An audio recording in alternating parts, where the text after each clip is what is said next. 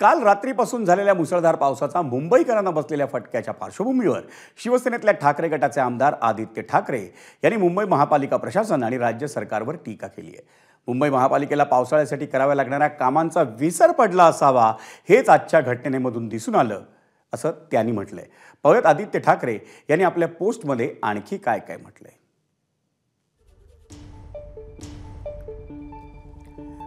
ठाकरेंचा महापालिका आणि सरकारवर निशाणा। आदित्य ठाकरे म्हणतात बीएमसीला पावसाळ्याआधीच्या तयारीचा विसर पडला असावा। 2 वर्ष बीएमसीची निवडणूक नाही म्हणजे जबाबदारीची जाणीव शून्य। 2 वर्ष 15 वॉर्ड ऑफिसरची नियुक्ती रखडलेली आहे म्हणजे जबाबदारीची जाणीव शून्य। 2 वर्ष आपल्या पसंतीच्या कंत्राटदारांना झुकतं माप, मुंबईकडे दुर्लक्ष म्हणजे लूटच। मुख्यमंत्र्यांनी नालेसफाईच्या पाहणी दरम्यान हिरव्या कार्पेटवर काढलेले फोटो हा तर कळस। अक्षम मुख्यमंत्र्यांच्या नेतृत्वाखालील सरकार मुंबईकरांच्या प्रश्नांना उत्तर द्यायला असमर्थ आहे असा आरोप करतायत आदित्य ठाकरे।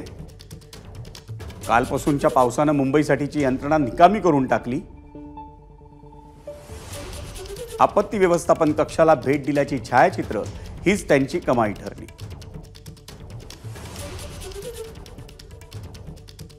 वॉर्ड ऑफिसर हा जणू त्याच्या विभागाचा महापालिका आयुक्त असतो आणि त्यामुळे वॉर्ड ऑफिसरची रखडलेली नियुक्ती करावीच लागेल।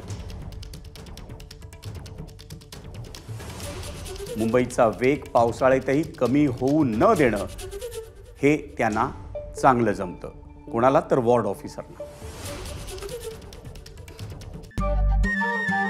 नमस्कार। मन सुद्धा तुझं ही वेगळ्याच प्रकारची मालिका तुम्हा सगळ्यांना खूप आवडली होती। याचा दुसरा सीझन कधी येणार अशी विचारणा झाली। प्रतीक्षा संपली आहे मित्रांनो, येतोय मन सुद्धा तुझाचा दुसरा सीझन।